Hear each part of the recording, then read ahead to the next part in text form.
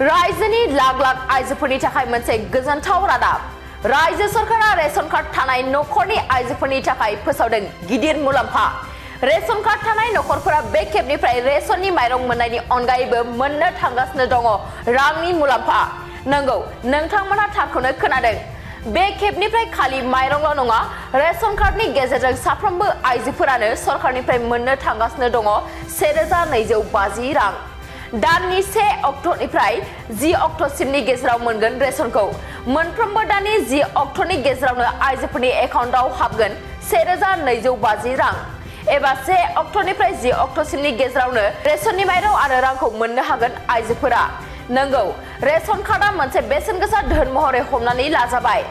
मानोना रेशन कार्डनि गेजेरजों नोंथाङा बायदि रोखोमनि सरकारि मुलाम्फाफोरखौबो मोनजोबगोन।